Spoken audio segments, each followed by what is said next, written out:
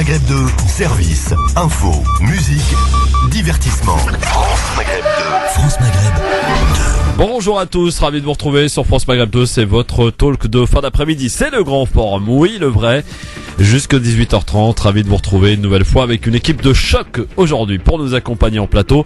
On va commencer par Madame Maïssa Leroy. Comment ça va Maïssa? Super bien. Tu es bien entouré aujourd'hui, hein? Très bien entouré, ouais. Avec Hakim Ral, comment ça va Hakim? Salut tout le monde, salam alaikum, ça va très bien Christophe, impeccable, en pleine forme. Ouais, je vois ça. 2017.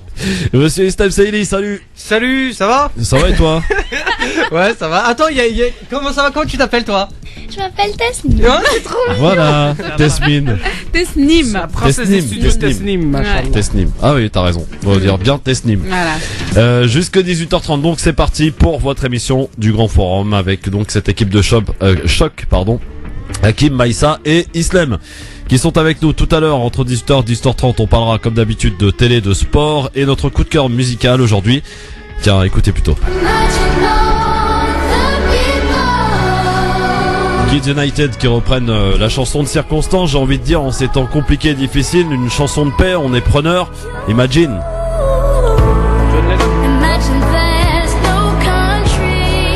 Ah ouais, ça fait du bien, hein. John Lennon, c'est ça? John Lennon pour la version originale évidemment, mais reprise par donc les enfants de Kids United. Ah oui. Voilà. Donc à écouter tout à l'heure, ça fera du bien parce que en ce moment, que c'est dur quand même, hein. Avec dans l'actualité bien sûr le point sur l'enquête de l'acte d'attentat donc survenu lundi soir à Berlin en plein marché de Noël. Nous parlerons aussi de la nouvelle proposition de Manuel Valls qui veut supprimer la Cour de justice de la République. Voilà donc la nouvelle promesse de campagne de Manuel Valls. Le candidat de la gauche a dénoncé hier une justice à deux vitesses après la condamnation sans peine de Christine Lagarde.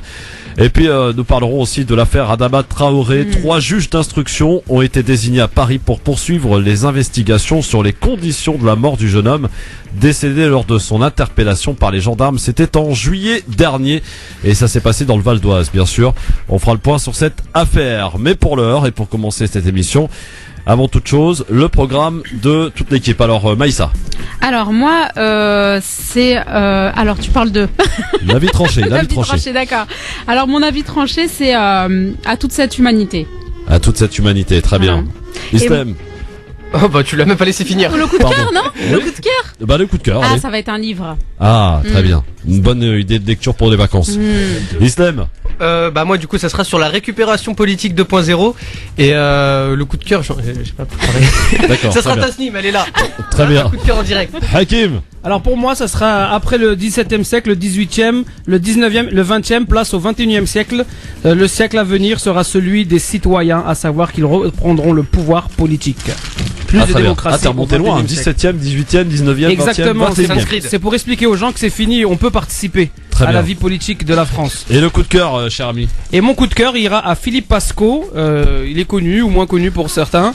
Il a passé 9 années avec Manuel Valls. Il a écrit plusieurs ouvrages, dont celui qui s'intitule Pilleurs d'État, où il énumère les privilèges des politiciens, en fait, de certains élus par rapport à leurs citoyens. Très bien, on en reparlera tout à l'heure. Bien sûr, le j'aime ou j'aime pas aussi à suivre, bien sûr, dans cette émission. C'est France Maghreb 2, bienvenue à bord. C'est le grand forum. On commence par le zapping. Le zapping, les meilleurs moments qu'il ne fallait pas rater à la télé, à la radio et sur Internet. Et justement, c'est sur Internet que nous allons commencer ce zapping avec cette vidéo qui fait le buzz, celle d'un professeur qui a reçu une haie d'honneur de la part de ses élèves puisqu'il part à la retraite. Écoutez ce témoignage absolument fantastique.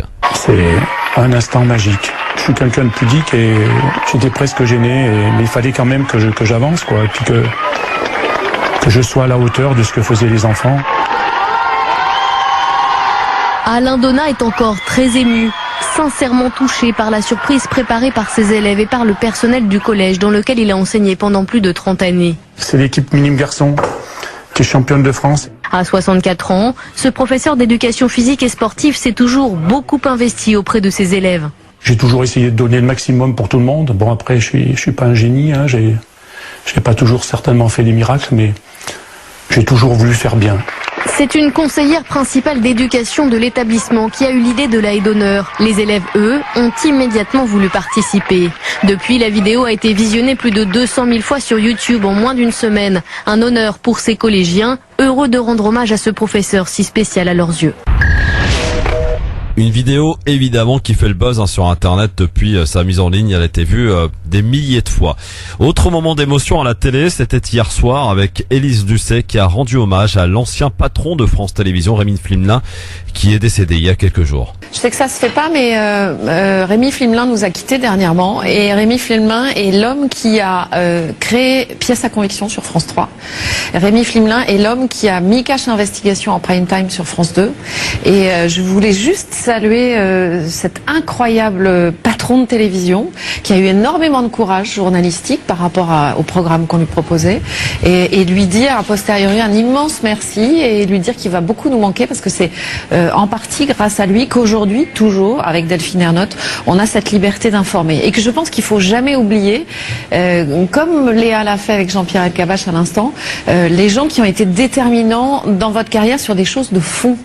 Et Rémi Flimelin l'a été sur des choses de fond. Donc je voulais, au nom des équipes de Pièce à conviction et de Cache Investigation, saluer sa mémoire. C'est très important pour moi de le faire. Et pour terminer ce zapping, musique et dans la famille David et Victoria Beckham, je cherche le fils de 11 ans qui s'est lancé dans la chanson. Écoutez plutôt. Voilà, il chante plutôt bien le petit garçon de 11 ans là de la famille Beckham pour son petit morceau, voilà, son petit tube, hein, le footballeur, futur artiste donc dans la famille Beckham avec Cruz Beckham donc qui interprète cette chanson. Bon, je vois que il y en a qu'une qui a écouté. Hein. Je tiens à vous le dire tout de suite. Hein, je dénonce. Non, j'ai écouté moi. Écouté aussi. Moi j'ai écouté attentivement. J'ai écouté, on était en train de débattre Alors, avec Hakim Baïssa. justement sur. Oui. Qu'est-ce qu'il y a Alors moi, ce qui a retenu mon attention, c'est Élise Lucet par rapport à l'hommage qu'elle a rendu. Oui. Je me dis qu'aujourd'hui, elle fait partie de l'une des rares à être journalistiquement C'est vrai. la plus intègre, on va dire, et la plus proche du journalisme D'investigation. pur. Ouais, d'investigation. Et pas manipulé par tout le monde. Justement, c'est un rapport avec mon coup de cœur en plus. Donc, Très bien. Ça tombe bien. Hakim. Moi, ce qui a retenu mon attention, c'est le premier point du zapping, Oui. à savoir des élèves qui font une aide d'honneur pour leur professeur. Ah oui. Je trouve ça c'est une symbolique très forte, surtout dans la tête des petits enfants, les futurs hommes et femmes de demain, d'avoir cette solidarité et ce respect face à la personne qui leur a transmis quelque chose. Et je trouve ça symboliquement c'est très fort. Et c'est des événements marquants comme ça qui restent dans la tête des enfants pour leur faire aimer l'éducation, l'instruction et respecter les anciens. Ça c'est très. Comment tu t'en es bien sorti, Ah Hakim. oui, j'applaudis. Islam. Alors, moi, ce que j'ai retenu, c'est un petit peu un condensé de Meissa et de Hakim. Voilà. Oh bah oui, bravo. t'es pas mouillé.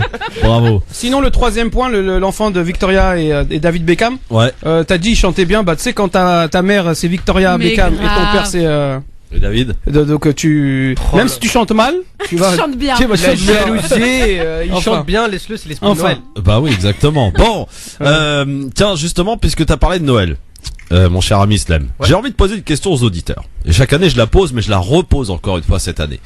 Je sais qu'évidemment, Noël, c'est une fête chrétienne, etc., qui est plutôt religieuse. Pas sûr, hein, pas sûr chrétienne, Oui, hein. non. On va pas, voilà.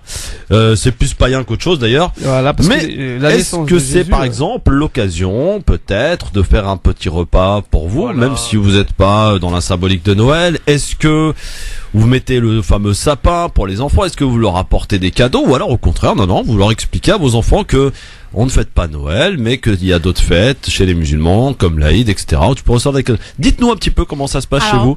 Moi qui ai 3 enfants. Oui. 3 jolies petites filles. Ouais. Franchement, dès le départ, je leur dis, voilà, ça n'existe pas, le Père Noël n'existe pas, Noël c'est une fête commerciale, certes c'est beau, il y a la magie de Noël et tous les lumières, tout ça, l'ambiance, elle est cool, mais faut pas tomber dedans, c'est-à-dire un pied dedans, un pied à l'extérieur pour pouvoir se barrer au cas où. Mais voilà. J'aime bien le barré au cas où. Voilà, quoi. Ouais. C'est clair, ouais, clairement. Oh bah Pas c'est de sympathique sapin, avec pas les de- petites élections. Islam, on fait Noël ou pas chez toi? Bah on fait un repas avec ma famille. Ah. Bah parce que ouais. personne travaille, voilà, c'est l'occasion de se retrouver parce qu'on se voit pas tous très souvent. Personne travaille, vous êtes au chômage, c'est-à-dire? Non, jour férié, Noël. J'ai dit Ok. personne se voit, personne travaille le jour de Noël, bah, personne travaille. c'est On n'est clair. pas on n'est pas des policiers ou des Voilà. En tout cas, des pompiers. Pour ma part, Christophe, donc Oui. c'est une fête quand j'étais petit, bien sûr que je la fêtais. Bien quel enfant ne veut pas des cadeaux, Ouais. voilà, et puis ne participe pas de la fête à l'extérieur, les illuminations de Noël, les Champs-Élysées, les galeries Lafayette, les beau, vitrines, je me rappelle de ça, Ouais. les photos avec un Père Noël, Au une chômage. non pas du tout, avec le Père Noël. Mais maintenant, après en grandissant, j'ai appris que l'origine de Noël, elle n'était pas vraiment, c'est qu'elle n'était pas du tout chrétienne.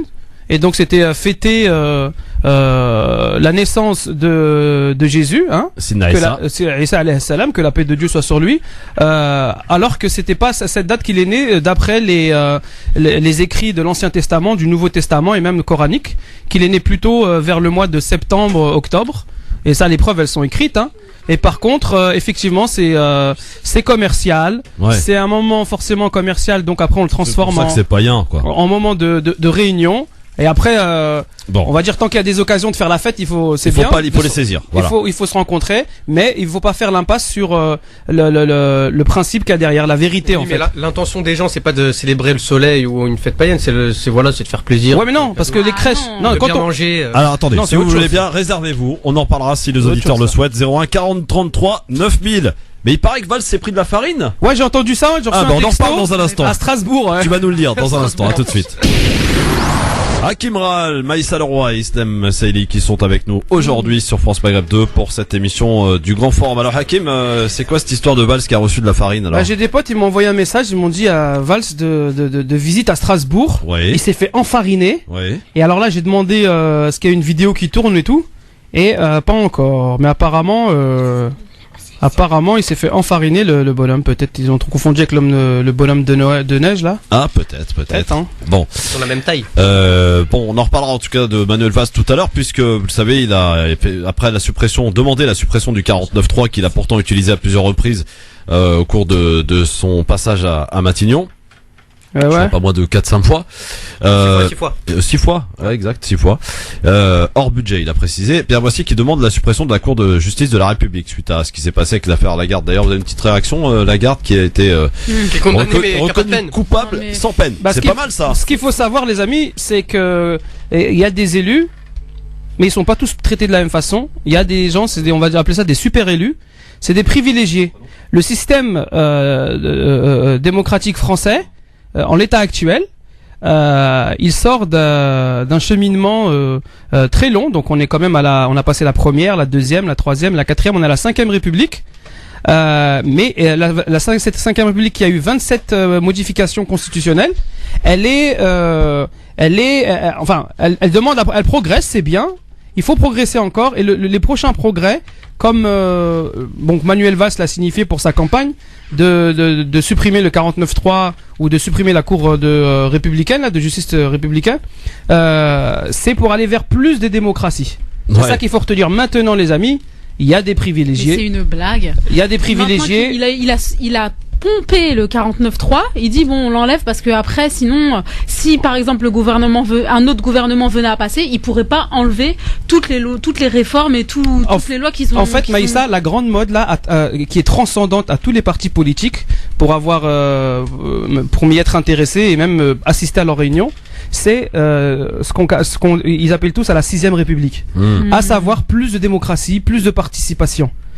Voilà. Et donc, c'est ce que je disais, c'est ce que je dirais dans mon avis tranché, c'est que là, on est la société, la structure, le système politique français, il est en mutation vers plus de participation des citoyens. Pour que le système soit en mutation vers un nouveau système, pardon. Il l'est, hein. Mais il faut virer toute la classe politique, faut tout refaire, faut tu tout peux pas, détruire. tu peux pas tout détruire parce que ça c'est, tu peux pas faire de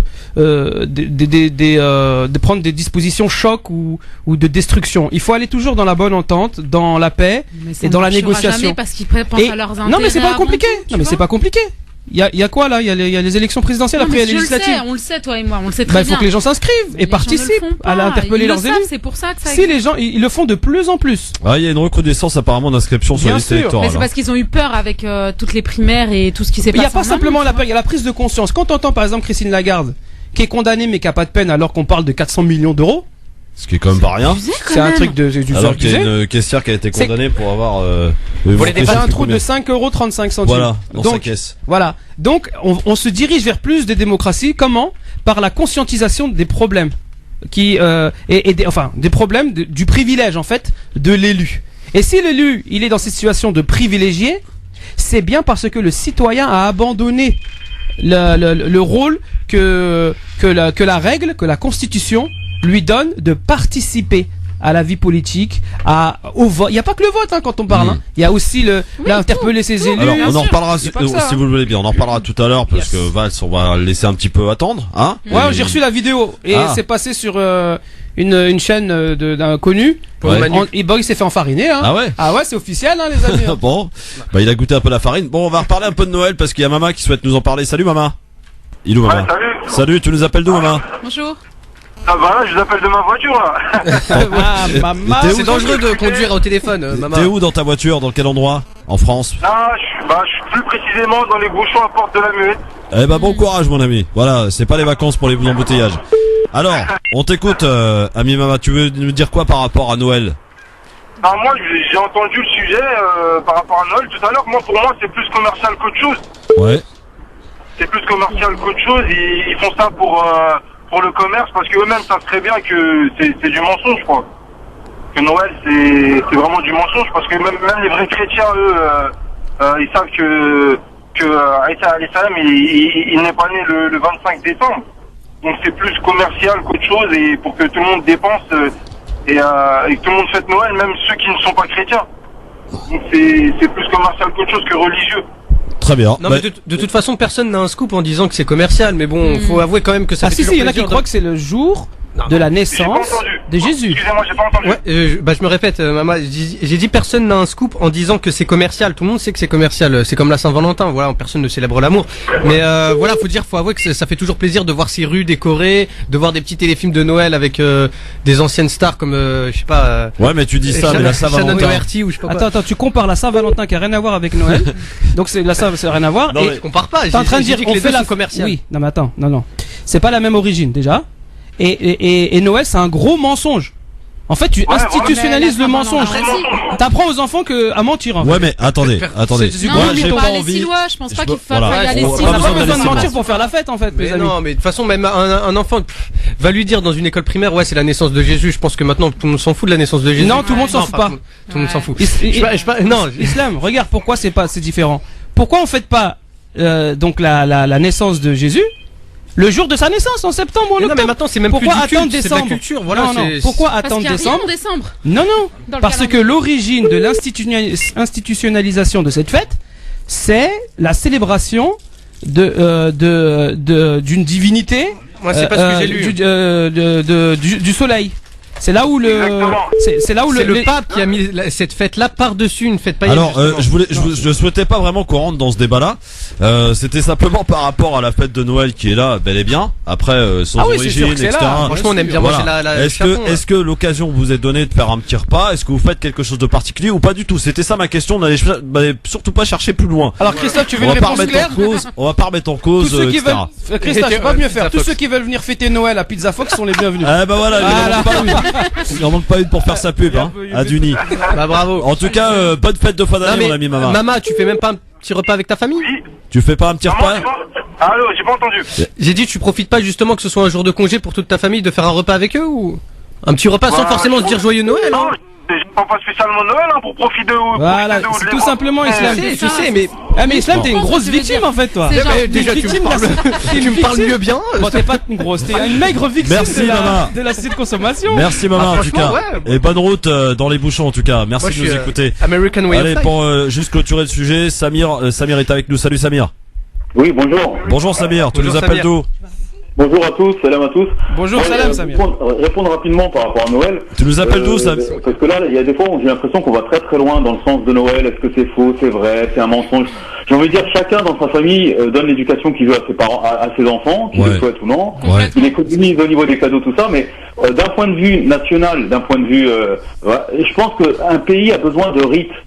quel qu'il soit. C'est-à-dire que au Brésil, il y a le carnaval, il y a des choses. En France, on manque de moments festifs, de moments où finalement les gens se fédèrent autour d'un événement. Alors il y a des fois, ça se fait, je veux dire, dans des conditions qu'on déplore et autour d'événements comme Charlie, tout ça, où des gens finalement décident de sortir dans la rue pour un moment donné se fédérer. Mais Noël, c'est quelque chose de joyeux où des gens ont besoin nationalement, je veux dire, au point de vue collectif, de se réunir autour d'un rite. Moi j'aime bien la vie de... Non, moi je suis d'accord avec Samir, je suis carrément d'accord avec Samir. Moi aussi. Regarde, et Samir, merci pour l'intervention. Merci Samir. Maintenant, il y a une chose qu'il faut dire, c'est que Noël, c'est pas joyeux pour tout le monde. C'est vrai. C'est le jour, les informations que j'ai, Christophe a vérifié, où il y a le plus de suicides en France. C'est vrai parce Non, que mais les gens c'est se vrai, rappellent ça, qu'ils sont t'as pas. Alors il faut arrêter de dire n'importe quoi. Non, on peut dit pas très bien. n'importe Non, quoi. c'est pas dans le n'importe sens- On peut interpréter n'importe quel chiffre. On peut voir aussi le nombre de c'est le jour où les familles sont plus Se heureuses aussi. fédèrent le plus, Ça, ouais.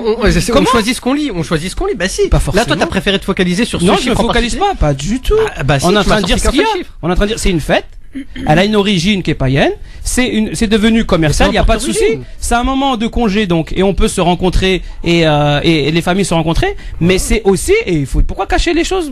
Et pourquoi Il y a tout aucun ramener à la contexte. religion? C'est pas forcément religieux. C'est même plus de la religion. C'est de la C'est même culture plus de la maintenant. religion, Faut mais- faire la C'est distinction. vrai, c'est C'est pas de la vrai. religion. Comme a dit Samir, Il y a pas voilà, la messe ça- de minuit. Comment? Vous êtes sérieux là? Mais, mais là- non, mais il y a toi, la beaucoup messe, de- après, t'es beaucoup libre de la d'athées, faire. voilà, C'est il y pas a parce que beaucoup tu vas faire un d'athées repas avec ta qui famille que si après tu tu vas veux- mettre dimanche, tu Alors, vas mettre France 2, Islam. tu vas faire la messe. Alors, mignon parlez ce que pas, tu dis. parlez pas en Parce même qu'en temps, même parce temps, qu'après c'est ça mignon devient ce un que tu dis brouhaha. parce qu'en fait si tu veux pas mettre la religion à chaque fois, tu vas aller voir l'État et tu vas leur dire que toutes les vacances scolaires et toutes les fêtes, il faut enlever la Toussaint, la Pentecôte, Ah, mais après, Noël. Qu'est-ce que tu racontes? Mais non, j'ai pas Y a dit pas de ça. complexe à J'ai dit avoir. faut pas tout le temps voir la religion. J'ai pas dit faut jamais voir la religion. J'ai dit faut pas tout le temps Mais voir on la le voit religion. pas tout le temps. Comme a C'est dit pas le Samir, sujet. ça peut faire partie de la culture, un truc Mais voilà, ça fait un délire partie de la qui va nous culture. unir et qui va nous faire Alors, passer des bons moments. j'aimerais bien entendre Maïssa là-dessus. Oui, voilà, merci. Mais Parce on que, t'écoute. Merci avec ses mâles là, elle a du mal à s'en Non mais grave.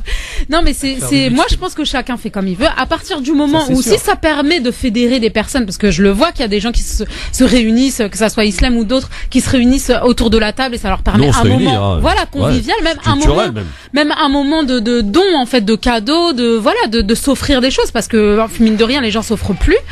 Bah finalement bon c'est là le point positif. Après moi ce que je pense c'est qu'il faut pas mettre ça sur le dos genre de Noël en fait, la naissance de je sais pas quoi. Non, ouais, Peut-être l'utiliser tout simplement comme fête, je sais pas. Bah, moi, je suis un bon culturel, exemple. quoi. Je suis un bon exemple parce que dans ma famille, on fête Noël depuis que je suis tout petit. Hmm. Mais dans ma belle famille, qui n'est pas de culture de Noël, bah on fait quand même un repas le réveillon. Oui, voilà. Donc Ah, voilà. tout le monde est content, tout le monde est ravi. On fait un Bien petit sûr, repas. oui, c'est pour L'occasion de manger des la bonnes. réunion Si familiale. t'invites un Kim, il va dire ouais, vous savez que c'est le jour où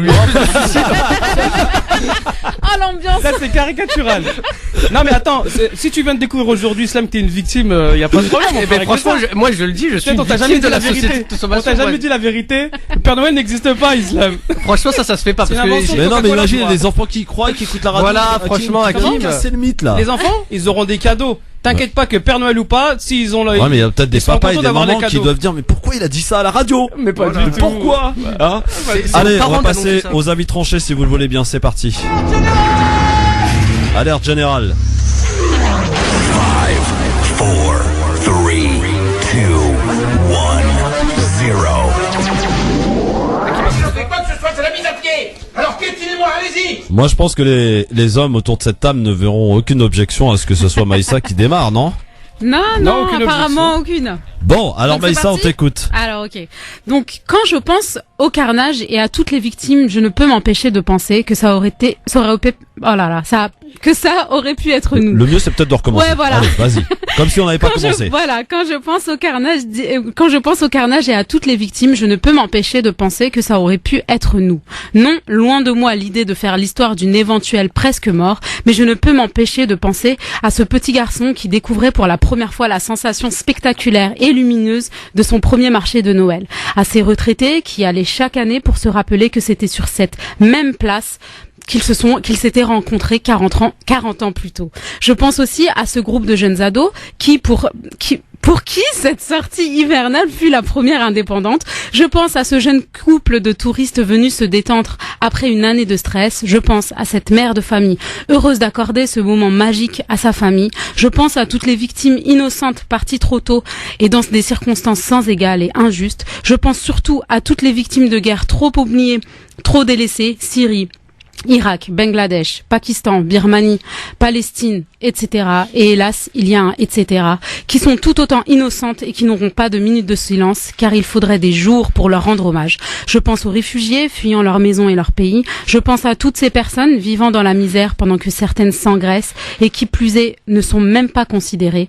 Je pense à notre avenir, nous, musulmans de France et boucs émissaires constants de l'incompétence de nos dirigeants, constamment obligés de démontrer par un sourire que nous ne sommes pas méchants, même quand ce n'est pas le cœur qui sourit. Je pense à eux, je pense à nous, je pense à cette paix qui se meurt peu à peu, de plus en plus vite et de plus en plus fort. Waouh.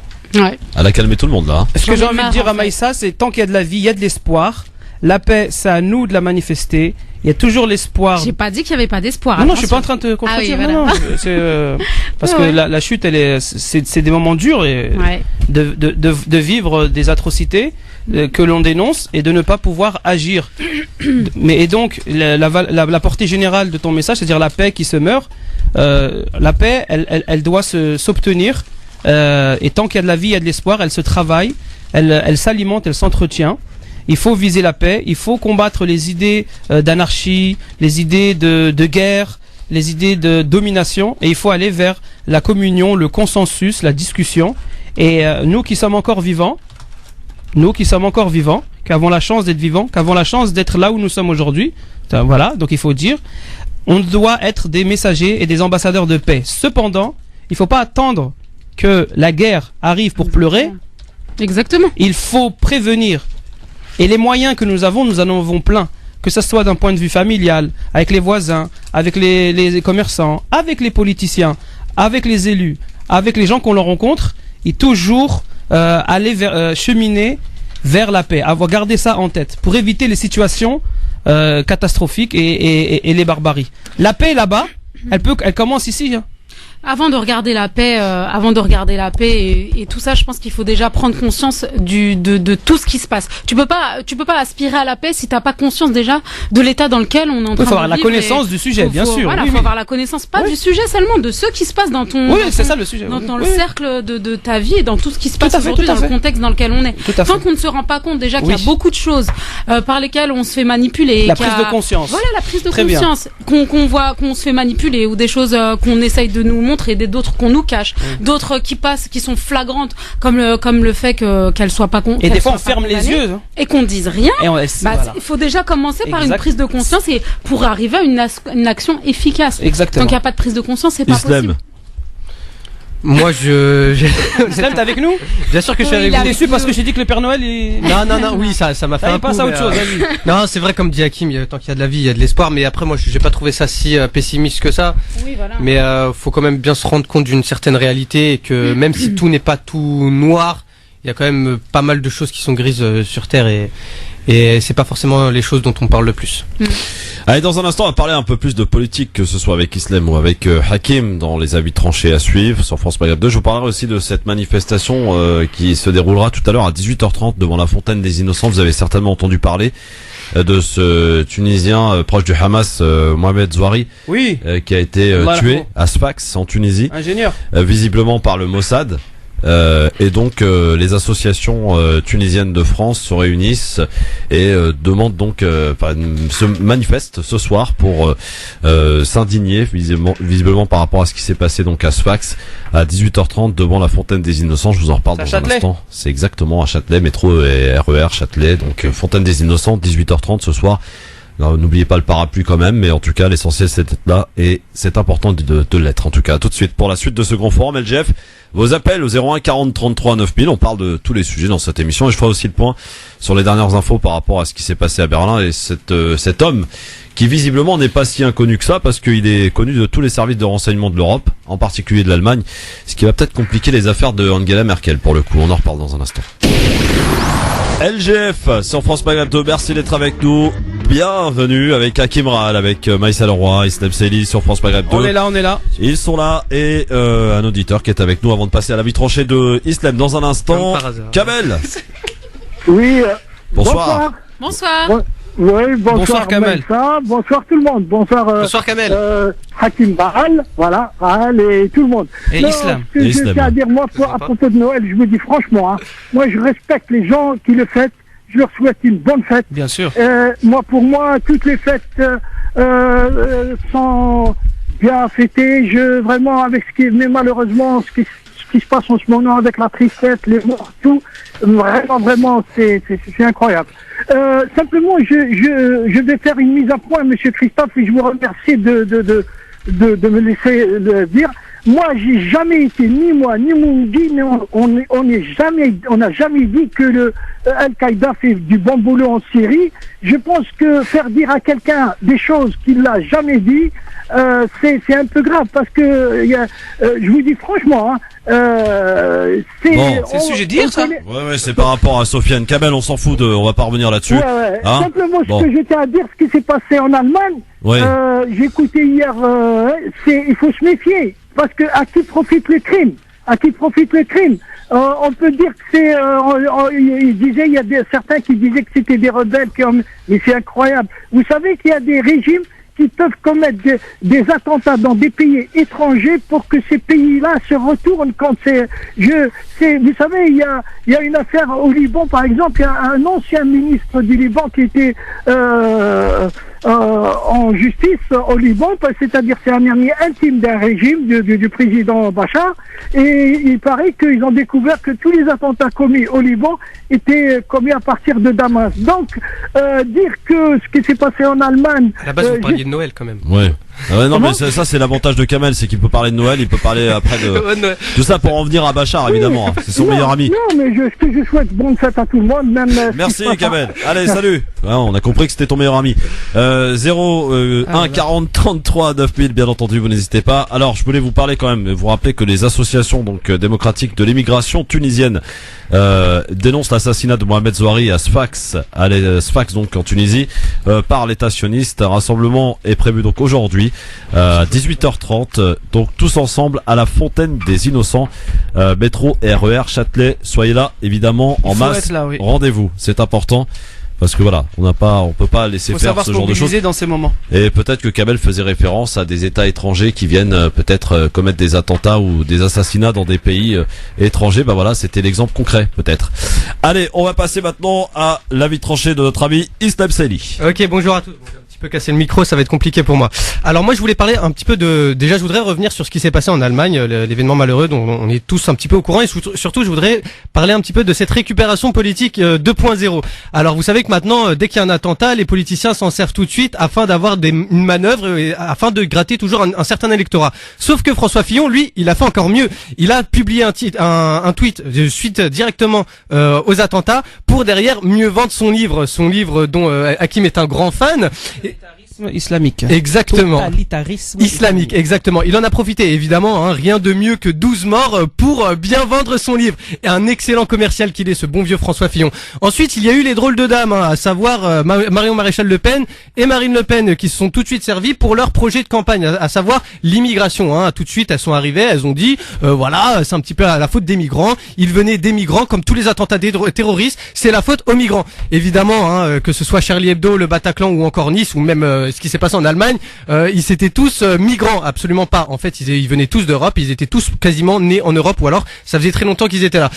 Suite à ça, François Fillon, il a senti un petit peu l'odeur, il s'est dit bon, tiens, je vais peut-être un petit peu gratter des voix sur le FN, je vais montrer que je suis un mec ouvert. Alors il a envoyé son porte-parole, Benoît Apparu, au micro de Bourdin Direct pour dire qu'il n'y avait absolument aucun lien, aucune relation entre politique migratoire et attentat terroriste. Et ça, Marion Maréchal Le Pen sur Facebook, ça l'a super mal pris, tu vois, ça l'a un petit peu énervé. Donc du coup, elle a réagi comment? Elle a fait un petit montage photo en noir, jaune et rouge, un petit peu les couleurs du nazisme, effectivement, avec une photo de François Fillon super énervé et avec une photo de Benoît Apparu un petit peu hébété, en disant qu'il n'y avait absolument, comme si c'était quelque chose de grave, en disant qu'il n'y avait pas de lien entre politique migratoire, et attentat terroriste. Et ça, François Fillon, il l'a vu, donc il a publié directement un deuxième tweet. Et là, c'est Marion Maréchal Le Pen qui est montée au credo en disant voilà, la politique migratoire est mauvaise dans notre pays, c'est de la faute à Angela Merkel, c'est de la faute à François Hollande qu'il y a tous ces attentats en France maintenant. Et moi je voudrais un petit peu saluer ces nouveaux réseaux sociaux qui nous servent un petit peu de médias maintenant et aussi un petit peu d'outils de communication de ces... J'ai un chien qui me lèche les pieds mais c'est pas grave. Non, c'est pas grave. Et d'outils de communication et qui servent un petit peu aussi de... Qu'est-ce que j'allais dire en fait? Ouais, qui servent d'outils de communication à ces nouveaux on va dire rapaces ou à ces nouveaux corbeaux qui n'hésitent pas justement à picorer des cadavres pour arriver à leur fin. Voilà pour en tout cas l'avis tranché de Islam Saïdi et la politique 2.0. Ouais, c'est récupérer les événements au profit de leur vision du monde. Ouais, effectivement. Ça, en fait. Vous pouvez commenter évidemment avec nous à 01 40 33 9000. Hakim. Mon avis tranché aujourd'hui, j'invite tous les auditeurs donc à la réflexion encore une fois sur les temps que nous sommes en train de vivre aujourd'hui, à savoir si les années 1700, donc le 18e siècle, c'était le temps politique il y avait la royauté, la monarchie, après les révolutions, je parle de la France, la Révolution française.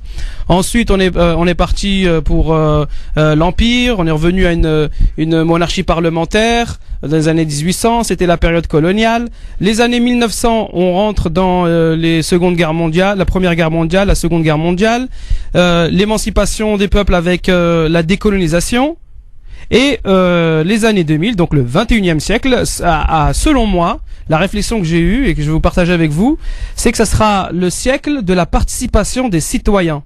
Comme il le rappelle très souvent notre ami Islam, les réseaux sociaux participent de l'échange de l'information aujourd'hui. On peut savoir ce qui se passe un peu partout dans le monde très rapidement. Les échanges de données font que les personnes, les citoyens, sont vite informés de ce qui se passe. Ils sont plus au courant. Certes, l'information va vite. Des fois, on n'a pas le temps de vraiment la digérer, de la comprendre, parce que ça va vite. Mais quelque part, il y a du bon dans cela, à savoir impliquer les citoyens, c'est-à-dire des personnes qui participent à une zone géographique donnée, à un ensemble de personnes, donc des citoyens, et ça peut permettre de les sensibiliser sur les questions qui nous touchent directement. Le 21e siècle, à mon sens, ça va être le siècle de la participation à la vie politique. Beaucoup de gens, quand on parle avec eux, ils disent la politique ça m'intéresse pas, les politiciens c'est tous des escrocs, la politique c'est pas fait pour moi, moi je m'occupe de ce que j'ai à faire de ma famille, c'est déjà beaucoup. Je préfère m'abstenir. Et même si je vote, moi je vote blanc, je suis pas d'accord avec le système. Le fait de dire ça, de se désintéresser à la politique, ce que j'ai envie de dire, c'est que tout le monde fait de la politique. Une petite fille de 15 ans, c'est dans le sens de l'organisation. Elle fait sa petite organisation. Une mère de famille, elle fait son organisation. Quelqu'un une femme qui travaille, elle fait son organisation. Un couple, un artisan. Tout le monde, là où nous sommes, nous organisons notre vie. Alors pourquoi quand on va parler de politique au sens national et international, on va dire non, ça m'intéresse pas? Eh bien pour la simple et bonne raison que les siècles qui sont passés, l'histoire de la politique qui est passée, c'était une histoire qui était très dure et qui dépassait l'échelle humaine. C'est-à-dire c'était les guerres, c'était les conquêtes, c'était ensuite les guerres d'indépendance, c'était des fois des monarchies, c'était beaucoup de batailles et des choses très dures qui ne permettaient pas aux citoyens d'avoir cette sécurité suffisante pour pouvoir réfléchir. Aujourd'hui, le 21e siècle, ici en France, donc on va parler de la France, c'est le moment où les citoyens, ils sont plus en sécurité. Ils sont plus dans ce qu'on va appeler, je parle grosso modo, d'une espèce de confort qui leur permet de s'intéresser à l'actualité politique. Si aujourd'hui beaucoup de gens sont réticents quant à leur participation à la vie politique, c'est parce que dans le passé, la politique c'était trop fort. Aujourd'hui, c'était pas l'échelle humaine. Aujourd'hui, la politique se rapproche de plus en plus. La preuve en est, les primaires de la droite. C'est une première en France que l'ensemble des citoyens, c'est-à-dire des électeurs français, puissent participer au sein de l'élection à l'intérieur d'un parti du candidat. Ou pareillement pour la gauche. Ça veut dire que le système français d'organisation du pouvoir, donc la politique française, elle évolue dans le bon sens. Et je le dis encore une fois, c'est quelque chose de bon. C'est un processus qui est long, mais qui est bon. Aujourd'hui, les citoyens ont les outils de communication, d'échange d'informations. Les citoyens ont la possibilité de participer aux primaires. Donc il y a plus de démocratie. Parce qu'on peut sanctionner, ou on peut faire gagner quelqu'un d'autre. Et à travers ce que je disais encore tout à l'heure, une vision comme ça transversale de ce qui se fait dans les partis politiques aujourd'hui en France, quasiment tous ils parlent de 6ème République, qu'il faut faire participer les citoyens. Quand Manuel Valls par exemple, il dit on supprime le 49.3 ou bien on supprime les cours de justice républicaine.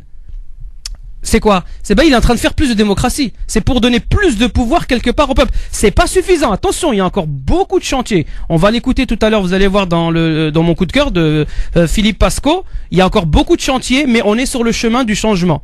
Quand on va voir d'autres candidats comme Mélenchon, qui lui carrément, il dit, il parle de 6ème République. À savoir que il parle de tirage au sort, il parle de faire participer les citoyens, ou bien encore Arnaud Montebourg du Parti socialiste qui parle d'une centaine de citoyens tirés au sort qui participeront, je crois, à l'Assemblée nationale carrément, ou encore Europe Écologie Les Verts qui eux, à travers les ouvrages du très brillant Bastien François, la 6ème République, où il invite à un scrutin, un mode de scrutin qui soit différent. Donc, pour moi, la politique du 21e siècle, elle va intéresser de plus en plus les citoyens, et c'est aux citoyens d'aller vers l'organisation de leur propre vie, à eux, dans leur travail, dans leur famille, dans leur quartier, dans leur ville, dans leur pays.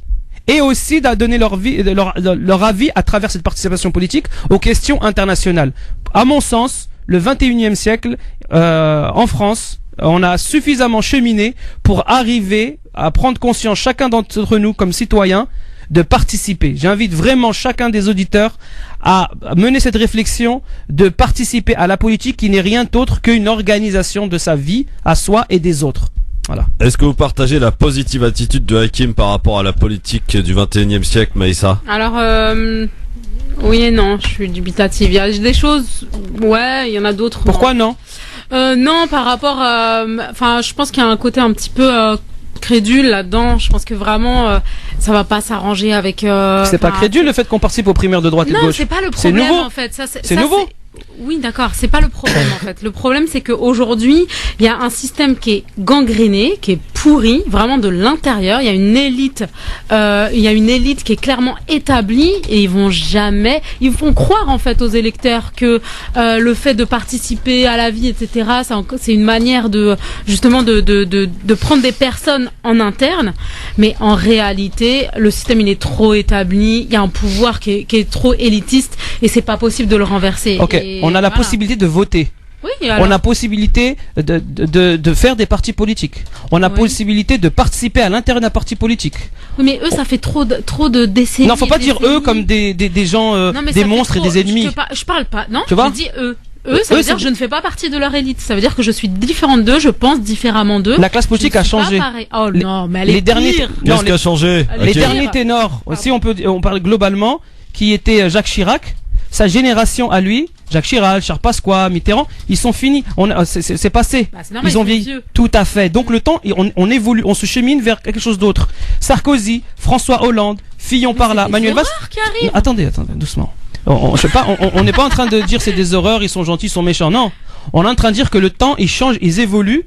Et dans leurs discours à eux-mêmes, ils savent bien les politiques. C'est ce qui se passe, hein. C'est ce que j'essaie de transmettre à travers ce micro. C'est que la place du citoyen dans la participation, elle est de plus en plus importante et primordiale pour que eux-mêmes réussissent. Il y a une différence à faire, justement, et c'est là où j'apporte encore une nuance dans mon avis tranché. C'est quoi?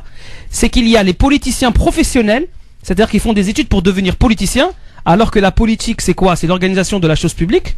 Donc la chose publique, on appelle ça, grosso modo, c'est ce qui définit le mot république, c'est-à-dire la chose publique, d'accord? Et il y a de l'autre côté une vocation, pas un métier, c'est-à-dire de contribuer au bien-être collectif. Ces deux choses, donc tu comprends, Maïssa? Il y a l'ancienne façon de gérer les choses, 19e, 18e, 20e siècle, et le 21e siècle avec des nouveaux visages. C'est pas normal. La présidence de Sarkozy ou de Hollande, elle est totalement nouvelle dans la 5ème République. L'autre c'était le président bling bling, l'autre c'est le président normal qui prend le scooter, qui a même pas de première dame, il a une concubine. Ça évolue avec la société. Justement, et la société elle devient de plus en plus elle donne les outils pour participer davantage. Pourquoi? Parce il n'y a pas de première guerre mondiale, il n'y a pas de seconde guerre mondiale. Ça arrive. Non, arrive. attends, on n'y est pas, Bah oui, doucement les amis, faut pas paniquer. Je panique pas. Je crois pas moi la troisième guerre mondiale. Non, mais c'est pas une guerre mondiale, Attendez. mais on est dedans. C'est-à-dire Compte le nombre de pays qui sont impliqués dans les guerres. Oui, c'est une guerre mondiale qui est tacite en fait. Il y a énormément de morts. C'est exactement. Ça, c'est les pareil. questions internationales. Mais aujourd'hui, mais ça, le rendez-vous que nous avons nous ici dans le studio, nous quatre, et les auditeurs qui nous écoutent, c'est des rendez-vous de participation citoyenne aux élections présidentielles qui sont totalement nouvelles dans la 5e République. Moi, je la trouve passionnante cette élection parce qu'elle est totalement subversive. Et il y a aussi les élections législatives qui sont beaucoup plus importantes pour notre vie de tous les jours. Ça, c'est vrai. Les députés, ça va permettre. Et vous savez, il y a eu le problème. Dans les élections présidentielles de 2012, c'est 34 millions de participants au second tour, alors qu'il y a 46 millions de votants. Mais quand on regarde les élections législatives, il n'y a plus personne quasiment qui vote. Mais même parce qu'il y a le focus sur les présidentielles, alors que les législatives, les amis, mais même c'est beaucoup moi, plus important. Moi, j'habite à Vitry-sur-Seine. On est, je sais pas combien de milliers. Il y a il y a je ne sais combien d'inscrits et de votants. Il y en a eu que 9000. Exactement. Et ça, c'est dans ma ville aussi, à Saint-Denis. À Saint-Denis aussi, c'est comme ça. 110 000 habitants. Il y a une vingtaine de milliers, à peine 20 000 participants. 9 000, donc un maire. Mais le problème, il est où? Il est pas dans le système. Oui, il est dans les citoyens. La responsabilité de chacun à s'engager à quelque chose. Parce que les citoyens, ils considèrent la politique comme quelque chose de sale. C'est une escroquerie. Il faut savoir réconcilier éthique et politique. Aujourd'hui, pour moi, au XXIe siècle, le citoyen est plus conscient et il participe plus. Et les politiciens, ils l'ont compris. C'est pour ça qu'ils parlent tous. Regardez les programmes là, ça va arriver à la rentrée après les fêtes là. Ça va être reparti pour les combats présidentiels. J'en profite pour rappeler aux auditeurs auditrices qu'à l'occasion de cette primaire de la gauche qui approche à grands pas, puisque le premier tour aura lieu le 21 janvier prochain, nous allons interroger ceux qui ont accepté, qui ont été sollicités. Je peux d'ores et déjà vous annoncer qu'il y en a un qui a répondu positif. Je ne dirai pas qui pour l'instant. Donc début janvier pour ce qui est de cette interview. Il y en a d'autres. Ils ont été tous invités. Et je vous tiendrai évidemment informé de ceux qui auront refusé ou ceux qui ne souhaitent pas venir, en tout cas s'exprimer à notre micro. Islam, tu disais? Non, j'espère que c'est Manu, j'aimerais bien le voir. Moi, je suis fan de Manu.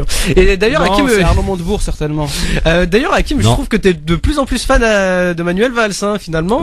Alors, t'aimes bien ses retournements de veste? Non, pas du tout. Je sais pas qu'est-ce qui te fait dire ça. Non, tu disais finalement, il y a plus de démocratie. Parce qu'il la retourne toujours du bon côté. Non, non, parce que, non, j'ai pas cité seulement Manuel Valls parce que t'as pas tout suivi. J'ai cité Fillon, j'ai cité Mélenchon, j'ai cité Bastien François d'Europe Écologie Les Verts, j'ai cité Arnaud Montebourg. Dans leur programme politique, ils parlent tous d'augmenter la participation des citoyens à la vie politique. Et ça, c'est très bien. Il faut ouvrir les yeux, il faut être conscient là-dessus. Bon, eh bien on va accueillir avec nous, si vous le voulez bien, Samra, qui nous appelle d'où d'ailleurs. Salut Samra. Salut, je vous appelle du 91 d'Épinay-sur-Arge. 91 en place, comment ça va Samra? Alhamdoulilah, et vous? Ça va tranquille. Alors on t'écoute, qu'est-ce qui se passe? Moi je voulais réagir sur 2 points. Le premier sur Noël. Ouais. Je voulais rejoindre l'avis de Islam et de Maïssa. Ouais. Je suis d'accord avec Islam, on est donc dans la société française actuelle et donc effectivement beaucoup de sociétés, pratiquement toutes les sociétés ferment le jour de Noël. Donc c'est l'occasion pour la famille de se retrouver parce que effectivement on est tous dans des périodes de stress, on travaille, les parents, les enfants, mais maintenant aujourd'hui, moi qui ai 20 ans, je travaille le samedi dimanche et c'est une occasion pour se retrouver. Donc je rejoins Islam sur ce point-là et je rejoins Maïssa sur l'éducation des enfants. C'est vrai qu'il est important par contre d'inculquer aux enfants la différence entre les fêtes païennes, parce que c'est une fête païenne, maintenant elle n'est plus d'ordre religieuse, à part pour quelques personnes qui vont se recueillir à la messe, mais aujourd'hui c'est tu fais Noël, ouais tu crois en Dieu, non, donc je pense plus que ça relève plus du païen que du chrétien. Par contre souhaiter à nos amis chrétiens, et là je souligne ça, souhaiter à nos amis chrétiens une bonne fête, c'est important de soutenir nos confrères chrétiens dans cette fête-là, et par contre d'inculquer aux enfants effectivement la différence entre Noël et nos fêtes à nous. Donc, par exemple pour c'est qu'on fait des cadeaux, par contre pour Noël on n'en fera pas. Et ça ils le savent, et les enfants le comprennent très très bien. Tu as 20 ans, hein, c'est bien ce que j'ai entendu? Oui, c'est 21, oui j'ai 21 ans. T'es pas encore maman donc? Comment? Tu n'es pas encore maman? Non, mais j'ai 2 petites sœurs de très bas âge, donc je suis un peu une deuxième maman pour elles, donc c'est un peu ça. Très bien. Et va leur offrir quoi le Père Noël à tes deux petites sœurs? Bah rien, puisqu'elle Alors a moi, dit ce que je vais, par contre, moi, je voulais leur dire que le Père Noël n'existe pas. Ma maman me l'a interdit, dans le sens où elle ne voulait pas qu'on se fasse remarquer à l'école parce qu'on est dans une ville où on est très peu de musulmans. Je crois qu'on est même d'ailleurs l'une des seules familles musulmanes dans la ville. Donc du coup, ma mère ne voulait pas faire polémique à l'école pour qu'elle dise oh, le Papa Noël n'existe pas. Donc on leur a fait croire. Mais malheureusement, ça n'a pas marché. Mes petites sœurs ont vite compris qu'il n'existait pas. Bon, et leur cadeau alors, et c'est quoi? Comment? Et leur cadeau? Alors ma mère leur donne un petit cadeau pour histoire qu'elles aillent à l'école et disent bien sûr, il faut leur donner un gros cadeau, mais c'est vraiment très peu par rapport à ce qu'elles ont pour l'Aïd. D'accord, ouais, l'Aïd c'est vraiment le moment important pour faire comprendre aux gens. Moi je pense que tout ça c'est conciliable. Du coup, il y a un sapin chez toi? Gros cadeau pour l'Aïd et gros cadeau pour Noël. Est-ce qu'il y a un sapin chez vous? Non, il n'y a pas de sapin. Moi, j'ai pas grandi avec les sapins et par contre, il y a des guirlandes toute l'année, mais c'est toute l'année parce que ma mère elle kiffe ça. Mais sinon, pour Noël, on n'a pas on a un calendrier de l'avant parce qu'elle kiffe le chocolat, mais sinon, il y a pas. Ah d'accord, tout est Il y a vrai. pas plus de choses que ça, quoi. Il Très, y a pas très de bien. sapin, il y a pas de voilà. Alors t'avais 2 points, je crois. Le premier c'est bon, le deuxième? Bah, Le c'est bon deuxième, aussi. encore, je vais toujours pas rejoindre Hakim, décidément. Je vais encore rejoindre Maïssa et Islam. Ouais. C'était sur le vote, donc oui, c'est vrai qu'il faut inviter les gens à voter. Moi, je sais que par exemple, Gifrère à 18 ans, on l'a obligé à aller s'inscrire sur les listes électorales parce que c'est important et surtout en tant que femme, quand on sait qu'il y a des femmes qui se sont battues et qui ont galéré pour avoir le droit de vote et qui l'ont obtenu en 4 en avril 48, je dis pas de bêtises. Oui, c'est ça. Rien que par rapport 46. à ça, en hommage à elle, on devrait aller voter. Après, effectivement, je pense que l'idée de Hakim est un peu utopique et que malheureusement, je vais citer un rappeur assez connu qui dit « Voter, c'est décider de qui va décider pour toi ». Et malheureusement, ces personnes-là ne vivent pas dans le même monde que nous, sont, comme il le disait, dans un monde de privilèges. Quand on voit qu'un ministre pense qu'un pain au chocolat coûte 15 centimes, c'est la preuve que lui-même, sa baguette, il ne va pas l'acheter lui-même et qu'il n'est ils sont pas dans la le même réalité. monde que nous. Alors la faute, Samra, la faute des que tu donnes que tu soulignes à Jean-François Copé sur le fait qu'il ne sache pas combien coûte un pain au chocolat, Oui. c'est à cause justement des citoyens qui participent pas, qui les laissent faire tout Comment ce ça, c'est à cause Non, mais on peut pas mettre Attendez, tout je vais sur expliquer. leur- Oui. Attends, s'il vous plaît. S'il vous plaît. Non, mais Si les tu sais gars, que là, on dès le rebondit. départ, les gars, le système actuel, donc je répète, on sort du 19e, du 18e, du 19e, du 20e siècle. Je vous ai bien, j'ai essayé d'expliquer brièvement parce qu'on n'a pas beaucoup de temps comment c'était structuré l'État, le pouvoir, la politique. On arrive à un moment donné où on a la possibilité, la permission, le droit de participer en sanctionnant par le vote. Quand François Copé il met une voix dans la boîte, dans l'urne, Hakim aussi met une voix dans la boîte. Sa voix, elle vaut 1. Oui, mais tu réponds pas à la Et moi, elle question. vaut 1. François Copé, quand il dit que ça coûte 30 centimes, ou bien d'autres... 15. Oui, mais en fait, c'était juste pour réagir et pour qu'on se rende compte. Je trouve que ton idée est un peu utopique. Y a pas et je suis pas en surtout train de parler d'utopie. Comme tu l'as dit, le nombre de modifications qu'il y a eu sur la 5ème République, c'est la preuve qu'on devrait 27. passer à la 6ème République. Ça fait bien longtemps que la France et que la démocratie ne respectent plus la 5ème République. Exactement. Non, c'est pas comme ça, en fait. Non, Une regardez. démocratie, la France s'en sort bien. Attendez, il n'y a pas d'utopie. Parce que là, alors, de ce que j'ai dit, je fais des constats, je parle sur les faits. Il y a pas, là, c'est parce que, en fait, c'est dans le conscient collectif, ça sert à rien la politique. C'est pour ça que vous réagissez comme ça. Vous dites, ça sert à rien la politique parce que la politique c'est mauvais. Moi, je suis bien. Non, du tout. Non, si. du tout.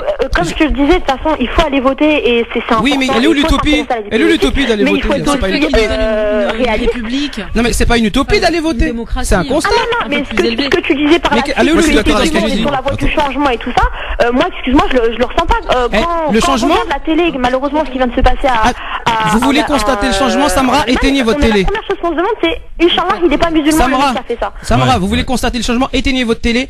Allez participer aux réunions publiques des politiques. Allez chez les Verts, allez à droite, allez à gauche, allez au centre, allez chez Mélenchon, allez on chez a pas que ça Macron. à faire non plus. Non, non. Allez, ça veut dire aller sur le site. Ça veut dire discuter. d'accord. Ça dure 30 Ouais. minutes, c'est vite fait. Hein, Plutôt que d'aller sur Non, mais Netflix. Non, c'est combien de super. personnes lisent le programme politique Justement, avant alors d'aller il faut voter arrêter de parler d'utopie parce qu'en fait c'est pas moi qui est utopique, mais c'est ceux qui disent que tout va mal qui sont déconnectés de la réalité en vrai.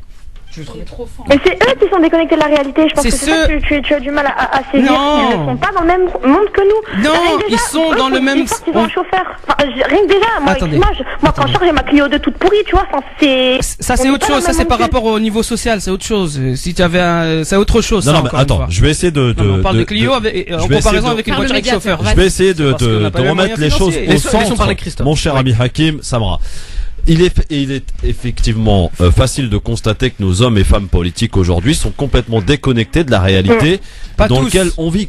Mais qui attends, il y a eu cette histoire de Copé, il y a eu aussi cette histoire de Nathalie Kosciusko-Morizet, je crois, qui ne connaissait pas combien coûte un ticket de métro. Enfin, El Khomri, Myriam El Khomri, il y a tout ce monde politique qui vivent dans le privilège, Hakim, qui sont là du matin au soir avec leurs chauffeurs, de réunion en réunion, de ministère en ministère. Christophe, t'es journaliste. Oui. Tu fais partie d'un média. Oui. Les exemples que tu viens de citer, c'est simplement les gens les plus médiatisés. Comprenez, les amis, qu'il n'y a pas que 3 personnes. Est-ce que tu crois que François Hollande il a pris une fois le métro dans sa vie? Attendez, s'il vous plaît. Est-ce que tu crois que François Hollande il a nous de voter pour des gens qui ont pris le métro. Merci. C'est pas François Hollande qui m'intéresse. Mais là, c'est pas du tout le sujet. C'est de toute façon, on ne va pas retourner les choses sur un ou deux quinquennats. Là, il va falloir au moins Samara, elle dit que c'est utopique. 4. Et où l'utopie dans ce que je dis? Bah, en fait, quand tu dis que là, il y a une voie de changement et que limite c'est positif. Des constats. Non, je suis désolée, le fait qu'ils veulent enlever le 49. Moi, j'ai participé aux primaires de droite. C'est la première fois que je pouvais participer aux primaires de droite sans avoir ma carte de parti. Mais parce qu'ils voulaient de la thune dans leur caisse, faut arrêter de se leurrer. Faut arrêter de croire que eux, ils voulaient, il y avait une forme de démocratie, un droit à la parole. C'est mon avis. C'était pour écarter quelqu'un aussi. C'était pour écarter Nicolas Sarkozy. Non, mais moi-même, je suis partie voter aux primaires. Mais ce que je veux dire, c'est qu'il faut pas se leurrer non plus. Bon, Samara. C'est pas une question d'argent. Merci beaucoup. On va pas se disputer, c'est pas l'esprit de Noël, ok? T'as mis un bon bazar au bord de la table, Samara. Je te remercie. Allô? Oui, je te dis, t'as mis un bon bazar autour de la table. Merci beaucoup, Samara. Hakim, il va retrouver ton adresse. En tout cas, Samara, tu fais quoi dans la vie? Alors, je fais plein de choses. Je suis étudiante en psychologie et je travaille le week-end à Leroy Merlin. Ah, très bien. Tu peux nous avoir des prix? Bien sûr, je peux vous avoir 20%. Ouah, génial. Franchement, cool. Bon, bah, en tout cas, bon courage et bravo pour ce que tu fais. Merci, en tout cas, bon courage à vous. Merci, Samara. Et n'oubliez pas la participation. Participez. Bon, bien sûr, elle participe. Elle va y aller même. Salut, Samara. C'est l'essentiel, en tout cas. Exactement. 01 40 33 9000 sur France Maghreb 2. Alors, juste avant la pub, le temps de vous dire que la police allemande recherche un Tunisien, Anis Amri, 24 ans, suspect numéro 1, hein, donc ses papiers d'identité, son portefeuille ont été retrouvés dans la cabine du poids lourd. Comme d'hab, ça commence à faire beaucoup cette histoire. Ça a déjà été utilisé, scénario en septembre 2011. Exactement. C'est en 2001 pendant les attentats du 11 septembre, on avait un passeport bâtiment qui est tombé, les deux bâtiments qui sont tombés. Ouais, on a un passeport intact quand même. Non mais là c'était même dans des passeports en titane. Ouais, c'est incroyable. C'est des passeports qui vont survivre à la fin du monde. Comme ça on pourra dire que c'est un Tunisien qui a détruit le monde. Bah si, il y a eu non, Charlie Hebdo aussi, on avait retrouvé la carte d'identité. Les amis, si on veut connaître la vérité, c'est pas la télé qui vont la diffuser. Évidemment. Bah oui. Ça c'est Coluche qui dit. Si on disait la vérité à la télé, ça ferait longtemps que c'est interdit. C'est clair. En tout cas, voilà, moi je vous donne des informations qu'il y a de manière officielle, hein, bien sûr. Oui. Vous connaissez. Donc, Reuters. Il a été donc un arrêt qui a été lancé dans tout le pays en Allemagne, mais également dans toute l'Europe. Une récompense de 100 000 € a même été promise pour toute information permettant de localiser une pratique qui est plutôt rare dans le pays, qui pourrait peut-être être la conséquence de rater la chancelière Merkel, qui doit en tout cas faire face à une polémique sur les dysfonctionnements du renseignement allemand, puisque le principal suspect fait l'objet d'une enquête pour préparation à un acte criminel grave représentant un danger pour l'État, un attentat en clair. Il était donc connu des renseignements de police, il était placé sous surveillance pendant l'essentiel de l'année 2016. Il était également soupçonné de cambriolage pour financer l'achat d'armes automatiques, notamment à Berlin. Et l'enquête a été abandonnée en septembre, faute d'éléments probants. Les autorités savaient qu'il était en lien visiblement avec des groupes radicaux. Voilà où on en est parmi les informations. En clair, on le connaissait. On découvre aujourd'hui qu'il existe et qu'il a commis cet acte. Et ce qui est triste, c'est de savoir que on va le retrouver mort et on pourra jamais avoir justice. Franchement, il faut arrêter de prendre les citoyens français pour ce qu'ils sont pas Les gens sont de plus Voilà, en c'est plus les citoyens éclairés. européens, ça vient de l'Allemagne pour le coup là. C'est la formation jusqu'à nos oreilles, citoyens européens, citoyens du monde. Exactement comme il a dit tout à l'heure l'auditeur, à qui profite le crime. On retrouve des passeports intacts, on sait c'est qui, Mais bien finalement il y a une évidemment. enquête sur lui. À la fin, il n'y a pas de justice, il y a personne qui est devant le tribunal en fait. C'est ça. Oui, jamais. Il y a- D'Oussama Ben Laden en passant par. Si, il y par a tout Salah, cela. Salah Abdeslam. Ah oui. Salah Abdeslam. Il parle pas. Mais c'est les Belges qui l'ont Un attrapé. sur 20. D'ailleurs, les Belges dont on se moque souvent, mais c'est les seuls à avoir attrapé un terroriste vivant. Exact. Et les États-Unis, la France, l'Allemagne, jamais. Non. C'est vrai. Ouais, ouais. Ah, bien Pourtant, joué. on se Bien prend joué. des experts. Islam, C'est vrai. ça mérite une pub. À tout de suite. France Maghreb 2, France Maghreb 2. LGF sur France Maghreb de le Grand Forum avec Maïssa Leroy, Islam Saïli, Hakim Ral avec nous en direct On est là, on est 01 là. 40 33 9000 pour nous rejoindre et parler d'actualité bien sûr avec nous. Et Méziane est de la partie. Salut Méziane. Oui, salam alaikum à tous. Ah, comme ça, Salam Médiane. Salut l'ancien. Voilà. Comment vous allez? Ça va très bien. Ça va et toi? Ah, la radio Alors, ensemble toute génération après une fille de 20 ans, voici un retraité. Ouais. Oui, oui. Je trouve que 100 000 euros, ils sont pas généreux, les Allemands. Ah bon? Non, là, ils auraient pu donner un peu plus, ça, quand même. Oh, bah, c'est quand même pas mal, 100 000 euros pour. Ah, ben, 100 000 euros avec les temps qui courent, maintenant, quand tu sais que Bernard Tapie a touché 400 millions, tu te dis, c'est de la merde. Bon. Et alors, déconne, à part non ça? T'as pas vu, la garde, là, elle a donné un cadeau de 400 millions d'euros à Tapie. Oui, ouais. Et elles s'en Et sortent là, plutôt nous, bien. ils veulent nous appâter avec 100 000. Ouais, c'est vrai, faut pas mieux déconner. faire. Et puis, il y a un truc que je voulais vous c'est dire, pas c'est vraiment pas un bien cadeau, de rigoler sur le Père Noël, hein. Ouais. Parce que là, vous cassez un mythe. Et je trouve que, de toute façon, le Père Noël, bon, c'est pour les enfants. Mais vous êtes grand, vous devriez ne plus attendre des cadeaux, des jouets. Vous pouvez manger, vous Ah, nous, on amuser, n'entend faire rien des personnellement. cadeaux. Mais en même temps, je trouve que c'est la naissance de Jésus. Et quand même, c'est important, il faut respecter. C'est la religion des chrétiens. Et même nous, les musulmans, on croit à Jésus. C'est le fils de Mariam. Et je voudrais bien qu'ils reviennent pour arrêter la guerre en Syrie, en Afghanistan, en Irak, en Libye. Et pourquoi Jésus revient pas, à votre avis? Ah, tu fais référence au film Jésus revient parmi les tiens. Mais à votre avis, non mais toi, surtout toi Christophe, tu connais bien Pourquoi la géopolitique. Pourquoi Jésus revient pas à ton avis? Ah bah j'en sais rien. Parce qu'il y a d'abord l'antéchrist qui doit venir avant Jésus. Oui, mais quand est-ce qu'il doit venir? Parce que là, ça commence à faire chaud là, et tu te rends compte tous les morts qu'il y a? Il m'a pas envoyé de message, moi personnellement je connais pas la réponse. Alors justement, moi je crois qu'on devrait tous se prier, chacun dans sa religion, hein. C'est bien cassé le matériel. Très bien. Non. Pour que Jésus et Mohamed y reviennent, et puis qu'ils se serrent la main. Non, Mohamed il reviendra pas, c'est pas ce qui est prévu. Hein. Ah bah le Mahdi. Non, c'est pas. Bah, oui, tu sais ce que je te propose, mais ça, Méziane? c'est autre chose. Là, pour des cours théologiques, t'as Mohamed Bajrafil qui sera là demain soir. Et là, tu pourras lui poser la question. Exactement. Parce que là, écoutez, de ça toute nous façon, dépasse. moi, je peux vous dire un truc. Là, Ouais. c'est pour les 100 000, je trouve qu'ils devraient monter un peu le prix, parce que là. D'accord. On va envoyer c'est quand même un mail dégueulasse. aux autorités allemandes. Voilà. Bon, Merci, écoutez, Méziane. ne rigolez pas sur le Papa Noël, parce que ça me contrarie beaucoup. Bah, écoute la chanson de Renaud, tu vas voir, tu vas vite comprendre. Merci beaucoup, en tout cas, Méziane. Vous avez tous entendu la chanson de Renaud sur le Père Noël? Non, moi Ah bon? Pourtant, j'aime bien Renaud, hein. Ah ouais, non, mais il l'a cassé, il l'a. connu. Ah ouais, c'est connu. Ah, il a cassé le. Petit Papa Noël. Ton zoo, il vite fait bien fait avant que je te file une droite. Non, il existe. D'ailleurs, il y a des enfants qui nous écoutent, notamment Oui, Amélie c'est vrai. Tissem, et il faut leur dire que le Papa Noël existe. Il va vous apporter plein de beaux cadeaux. Les cadeaux. Mais il passe Là, par ouais, la. là, Par je suis contre, il y a d'accord. une question que je me suis posée. On m'a fait toujours croire depuis tout petit qu'il passait par la cheminée.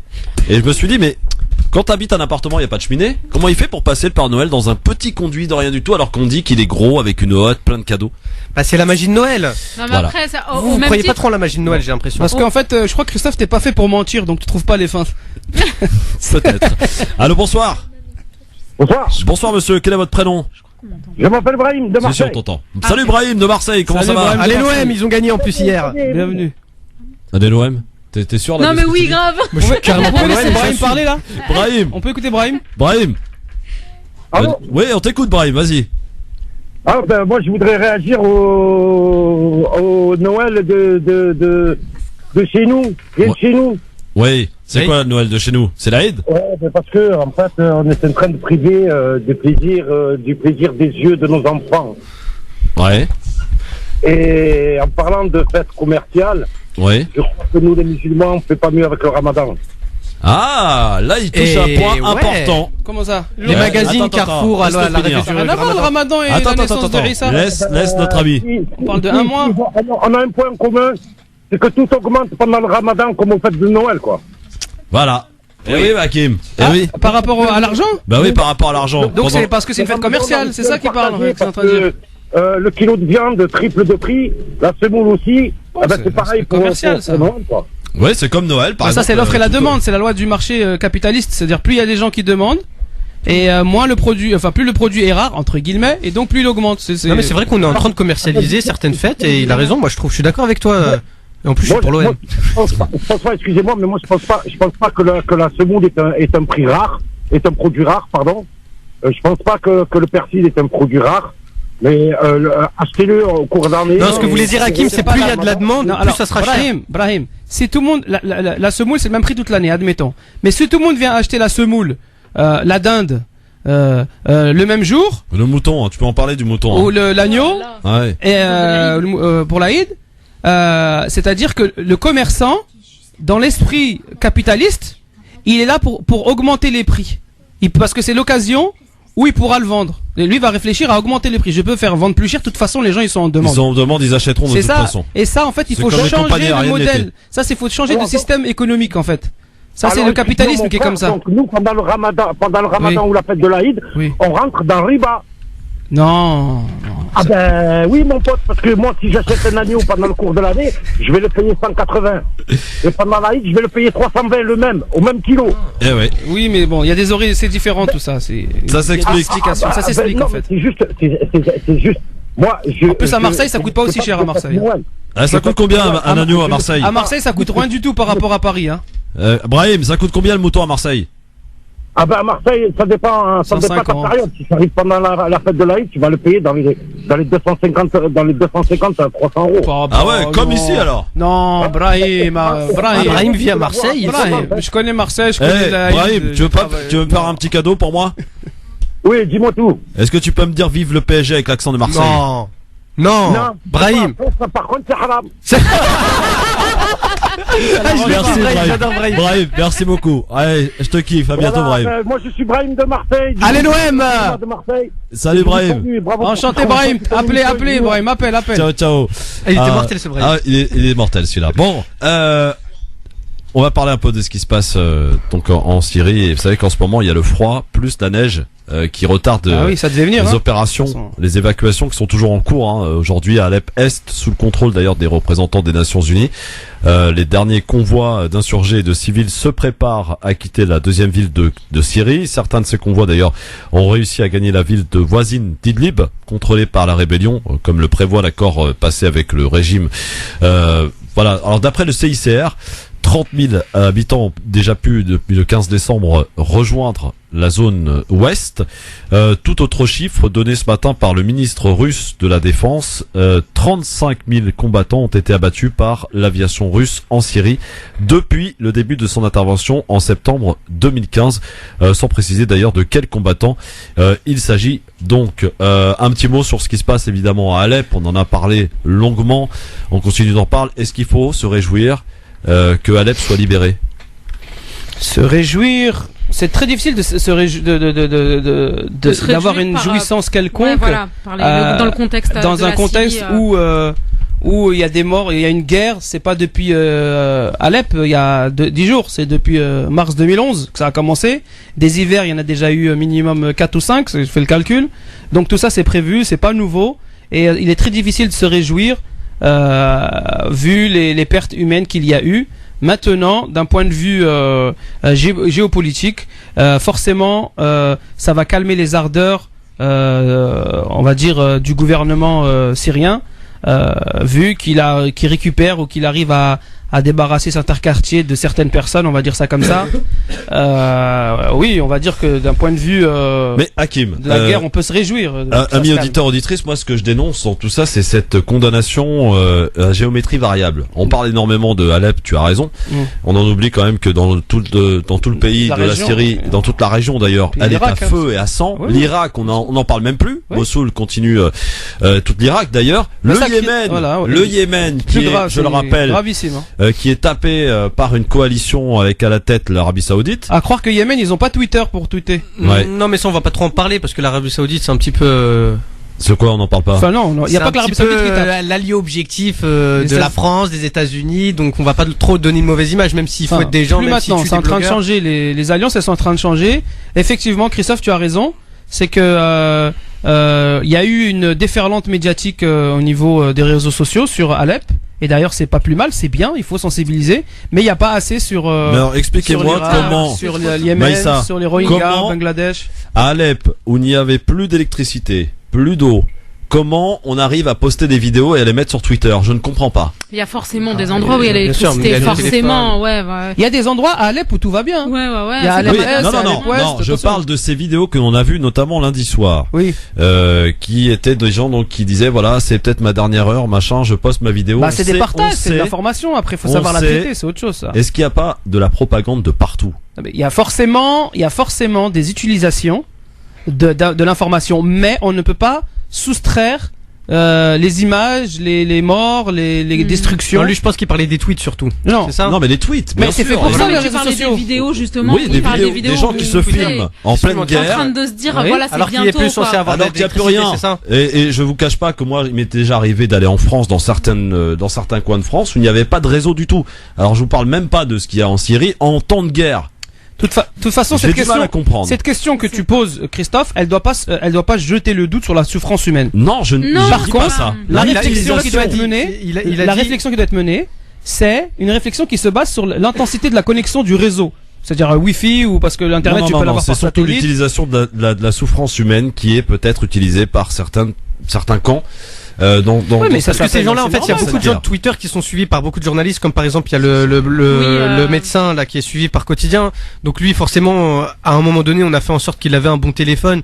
Et les téléphones, voilà, on n'a pas besoin d'électricité. Une fois que c'est chargé, il peut continuer. Moi, je m'interroge. Mais non, bon, pas de souci. En tout cas, voilà, le Yémen, faut pas l'oublier. Le Yémen, le Bangladesh, partout les gens souffrent. Voilà, c'est ça. Les Rohingyas, on n'oublie pas que c'est des peuples qui se font massacrer juste parce que c'est une minorité confessionnelle. Et vous vous souvenez de Moussa? Oui, bien sûr. Et ben, vous savez où il est? Il est reparti au Bangladesh. Il est reparti rencontrer les Rohingyas. Et de toute façon, il a toujours dit, moi je retournerai, quitte à ce que même je retourne en prison, c'est pas grave, j'y retournerai. Que Dieu lui vienne en aide, qu'il l'assiste, qu'il bénisse dans cette œuvre de bienfaisance et de solidarité. Et je tenais aussi à saluer le rappeur Medine qui est sur place aussi, qui est parti au Bangladesh effectivement rencontrer exactement, il a rasé sa barbe. Non mais c'est vrai en plus il a laissé une petite barbe de 3 jours parce que moi je serais tenté de dire qu'il fait ce qu'il veut avec sa barbe en vrai. Ouais non mais je crois que c'était par rapport au fait de rentrer dans le pays en fait. Il explique tout sur les réseaux sociaux comment ça s'est passé, l'arrivée, etc. Et effectivement il a rasé sa barbe pour lui assurer un bon fonctionnement et un bon déroulement dans son voyage. Voilà, donc salut donc amical à notre ami Medine que je ne manquerai pas d'inviter dès son retour du Bangladesh. Et rappeler leur combat sur le terrain avec ces peuples massacrés. Exactement, qui sort d'ailleurs en demeurant son album le 24 février prochain. D'ailleurs, je sais pas ce qu'il en est du magazine National Geographic qui avait fait un numéro sur la Birmanie en l'élisant comme pays le plus de l'année quoi, le plus accueillant touristique. Ah, au niveau de la destination touristique. Exactement. Ah bon. Et je sais pas parce qu'il y avait une pétition qui avait été lancée par justement Moussa en disant qu'il fallait absolument écrire au National Geographic pour leur dire ou magazine Géo pour dire surtout pas publier, c'est inadmissible. Il y a exactement des massacres inhumains qui sont le message il est passé Maïssa. Voilà. Exactement. Alors tiens, si je vous dis Emmanuel Macron, personnalité politique de 2016. C'est ce qu'indique un sondage qui insiste sur les personnalités qui se sont révélées cette année. Moi je l'aime bien. L'ancien ministre de l'économie ressort en tête avec 48% de réponses devant François Fillon. Vient ensuite Manuel Valls. Voilà. Manu. Ça va. Macron il peut en profiter, il reste 8 jours avant la fin de 2016. Alors non mais sur le fait que Manuel Macron, est-ce que c'est la surprise de 2017 Hakim? Franchement. Alors moi la surprise c'est quoi les amis? C'est simplement l'évidence que quand t'as plein d'argent, t'as des moyens financiers colossaux. Mais ils ont tous plein d'argent. Non, Macron c'est autre chose. Oui, mais ils ont tous. De toute manière, si Macron est président, la France, ça sera un McDo. Il va la diriger comme un McDo. Non, mais faut être d'accord. Voilà, on est dans du néolibéralisme. Voilà, pour moi, c'est une arnaque. de droite. Peut-être pas une arnaque non si, plus. si, parce qu'il a un discours genre pour ramener une certaine frange de la population qui est dans des milieux sociaux un peu plus défavorisés. Ouais, exact. Donc et lui, comme mais t'as il a une très bien jeunesse, souligné, il a une certaine paix. il gère ça de manière managériale, c'est le manager de la France en vrai. C'est ça va être un manager. Donc t'aimes pas Hakim, hein? Ah, pour moi c'est une arnaque. Moi je suis pour les gens sages qui ont un discours apaisé sans pointer du doigt. Aujourd'hui, parce qu'il est jeune. Moi je suis assez d'accord avec toi Maïssa, oui. Je pense qu'il est pas prêt, mais je lui donne peut-être 10 ans pour bien mûrir. Pourquoi pas prêt? Bah parce qu'il est jeune, il a 30 ans. Mais regarde le président du Canada, il est jeune. Ah oui, c'est vrai, Trudeau. Pourquoi on est obligé de prendre des vieux? On dit que l'avenir appartient aux jeunes. Pourquoi pas justement prendre quelqu'un qui serait à l'image du La dernière fois, ce qui s'est passé à son meeting, quand il s'est lâché en mode. Non, parce qu'il a aucune voix, ça c'est pas pareil. Mais non, c'est même pas ça. C'est l'immaturité qu'a montré. Tu vois, c'est son côté immature qu'a montré le truc. Il est arrivé, il s'est pris dans l'émotion, il s'est lâché. Non, il s'est pas pris dans l'émotion. Non. Mais Sarkozy, il est. Non, justement, ça, tout est mis en scène. Un discours maintenant, c'est une pièce de théâtre, c'est un monologue. Il s'est mis en scène. Il savait qu'il allait écrire à ce moment-là. C'est juste qu'il a aucune voix. Il va gérer de sa façon McDonald's. Il est dans cette disposition, lui. C'est un manager de pays. Ah bah ça va être.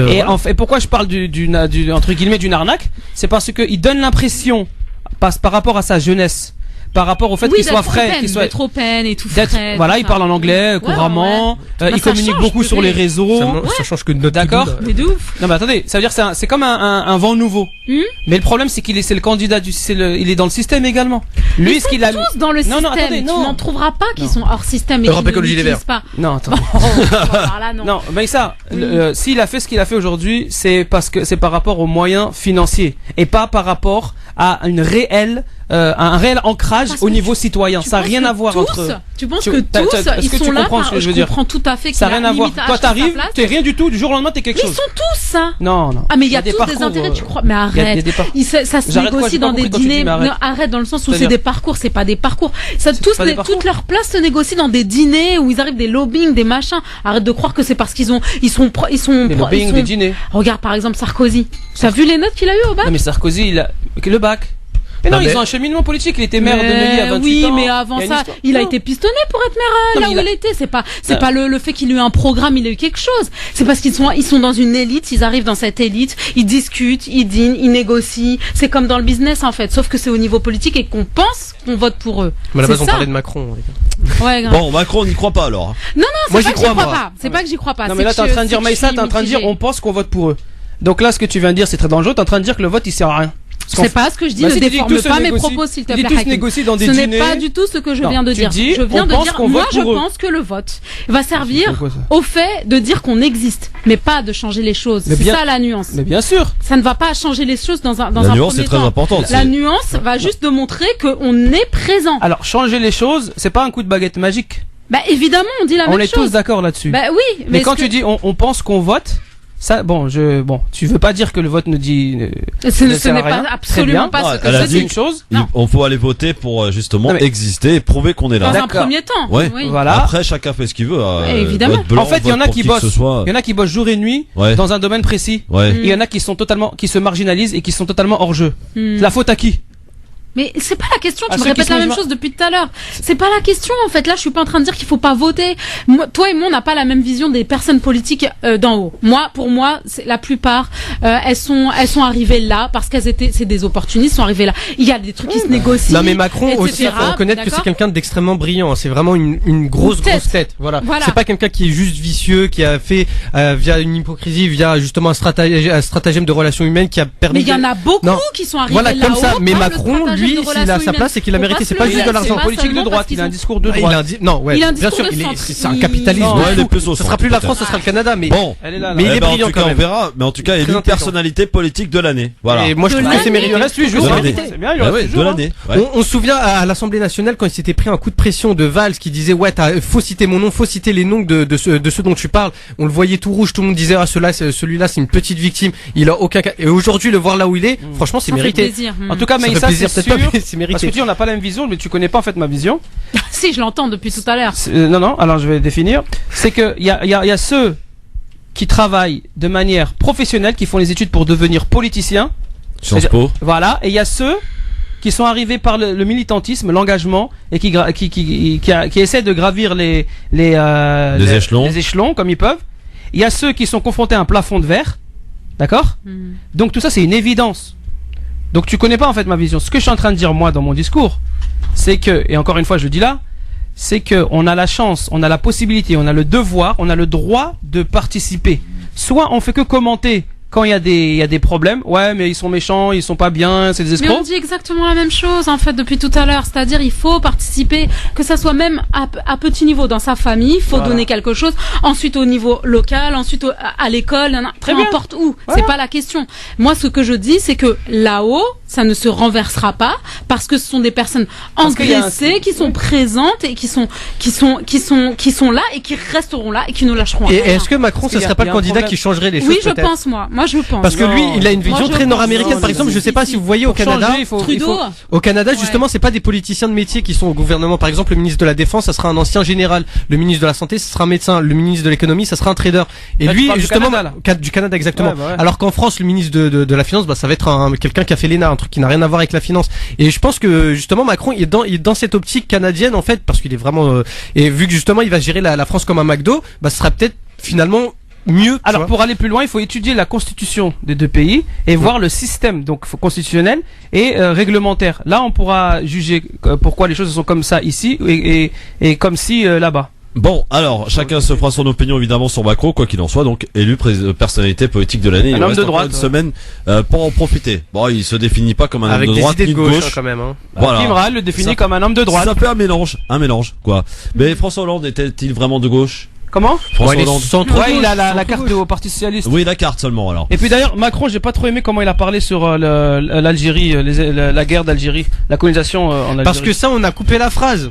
Mais bon, c'est les journalistes. Oui, il a coupé la phrase parce qu'il a dit à propos de la colonisation en Algérie, que ça a eu aussi donc il a parlé du bon. Mais il a surtout parlé du mauvais. Il a surtout parlé du mauvais. Il y a aucun bon quand on Non mais d'accord. Il a dit même si c'était un échange de culture, c'est surtout et après là il a commencé à parler du mauvais. Mais comme les journalistes ils sont super forts, ils retiennent oui c'est un échange de culture et tout le reste. Ils l'ont coupé. En fait. L'échange de culture, ça n'a rien à voir. Quand j'invite quelqu'un chez moi. Mais ça, c'était de la dérision quand il le disait. Non, mais il n'y a pas d'échange de culture. C'est un génocide qui a eu lieu sur 132 ans. Il y a 10 à 15 millions de morts. Il le nie pas. 10 à 15 millions de morts. Il n'y a pas d'échange de culture. Il le nie pas. Il y a une volonté de domination pour étendre l'empire français dans l'Afrique du Nord. Dans un instant, les coups de cœur, messieurs, dames. Le grand forum sur France Maghreb 2. Il nous reste 5 minutes. On a 3 coups de cœur. Il va falloir gérer, hein. Je vous le dis tout de suite. C'est parti. France Maghreb 2. Le coup de cœur.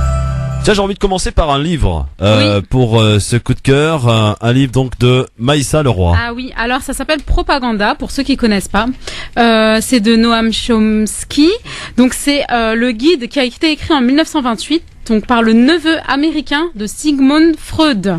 Ouais. Rien que ça, d'accord. Rien que ça, oui. Et du coup, il explique un petit peu comment est-ce qu'on est arrivé à créer des propagandes justement et ce qu'on appelle plus dans le jargon la fabrique à consentement. Comment est-ce qu'on par la manipulation de masse, mais pas uniquement, on arrive finalement par un vocabulaire, une manière d'apporter l'information, etc. Comment est-ce qu'on arrive à influencer finalement les gens à accepter ou à aller vers des décisions voilà, de masse, tout simplement. Et là, on est en plein dedans. Hein. Il est en plein d'actualité, en fait. Ah oui, non, mais faut le lire. Hein. Faut le lire. Moi, c'est mon livre de chevet. Je le lis tout le temps. J'aime trop, et c'est comme ça que ça me permet en fait de voir. Oui, parce que Maïssa, faut le dire, elle a laissé la télé de côté. Elle le lit. Bravo, Maïssa. Oui. Voilà, elle lit. Ah oui, toujours. Donc tu n'as même pas ce plaisir de regarder BFM TV. Ah mon Dieu. Déjà, ce que je vois défiler sur les réseaux sociaux, ça me suffit de BFM. T'as gagné du temps de vie, Maïssa. Ah oui, c'est vrai. Ouais. Merci, Maïssa. Est-ce que t'as trouvé un coup de cœur ou pas, Islem? Absolument. Ah. Alors moi, écoute, je voudrais parler du film que je suis allé voir, Assassin's Creed. Parce qu'on va pas souvent au cinéma et c'est bien d'aller au cinéma de temps en temps pour s'évader. En avant-première, on Rex. Super. Il est génial, hein, t'as bien aimé. Moi, j'ai bien aimé. Bon, après, au niveau historique, c'est un peu farfelu. Bien sûr, mais sinon, au niveau des effets, c'est sympa. Très beau, de très belles images, de très belle musique aussi également. Voilà, un très beau casting. Il faut suivre et ça. Faut suivre, exactement. Et il y aura forcément un 2, une grande suite. Hein, voilà, donc, exactement. allez voir ce film, hein, c'est ça. Surtout pour les fans du jeu vidéo, parce que moi j'étais un grand fan du jeu à l'époque. Je jouais beaucoup et pour ceux qui aiment beaucoup le jeu et qui étaient un petit peu dubitatifs quant à la sortie du film, je le recommande parce qu'il est vraiment bon. Moi, je suis parti voir Tout commence hier. Devant Tout commence. Ouais, mais claqué. Ça se sentait à 4 km. C'est la glorification. Écoute, je pense pour moi, c'est la glorification de la théorie du genre, ce film. Ah ouais, tu l'as vu? T'as vu le moment de... Ah non, mais c'était abusé. C'est quoi? Racontez direct. Alors, Hakim, ton coup de cœur. Mon coup de cœur, donc c'est un homme formidable, les amis, qui a passé 9 années avec autour de Manuel Valls également. Il a écrit un livre qui s'appelle Philippe Pasco.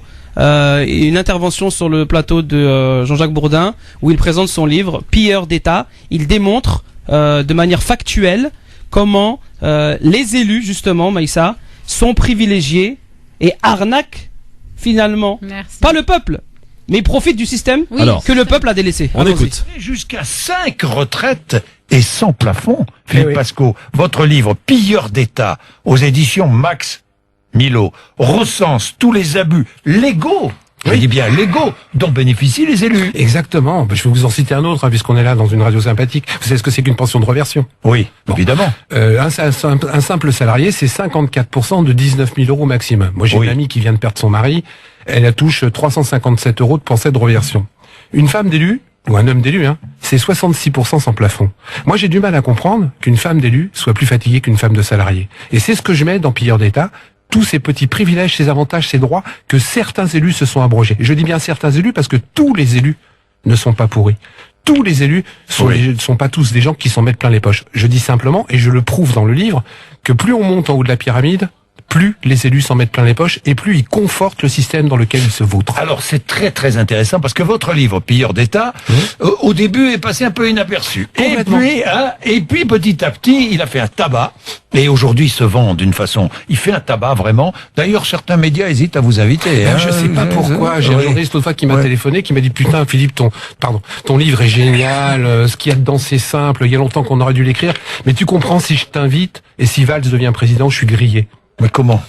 Oui, parce que vous avez travaillé avec Manuel Valls. J'ai bossé 9 ans avec Manu, oui. Bonjour Manu, si tu m'écoutes, j'espère que tu vas bien. Vous entendez toujours bien avec lui? Oui, mais ça va. On se respecte mutuellement. Voilà. Donc, Manuel Valls, pas plus pourri, pas moins que les autres. Il n'est pas particulièrement pourri. Il est parti en Afrique dernièrement. Je sais pas pourquoi. Il y a quelques années, beaucoup d'élus allaient en Afrique avant les élections, on sait pas pourquoi. Non, mais là, à découvrir cette interview, Hakim, en tout cas, de ce monsieur. On peut la retrouver sur YouTube. Donc voilà, donc on tape Philippe Pasco et puis on découvrira ce personnage très intéressant qui est finalement la voix de la démocratie. Mais alors ce qui est intéressant, c'est ce qu'il dit, il y a des journalistes qui hésitent à l'inviter parce que de peur d'être grillé au cas où Manuel Valls serait élu président. Alors c'est simple, à un moment donné dans le passage... C'est quoi ce courage des journalistes en France? Il est où le courage, les gars? Bah non, ils ont privilégié leur carrière à leur déontologie, on va dire. Ouais, c'est très très grave et il explique dans son livre que il dénonce 400 on va dire espèces de malversations d'élus et il a eu aucun procès parce qu'il dit que des vérités. Intéressant en tout cas. Voilà pour en tout cas les coups de cœur de Maïssa, de Islam et de Hakim. C'était bien cette émission aujourd'hui, on a bien. Oui, animé, très animé. Hakim, tu nous invites quand à Pizza Fox? D'ailleurs, il y a Samra qui me demande tout à l'heure, je vous ai dit venez pour samedi, c'est Noël, non? C'est ça? En fait, Noël chez Hakim. Bah ouais, vous êtes les bienvenus. Allez, chiche. Est-ce qu'il y a le Père Noël qui va passer? Il y a pas mal de barbus.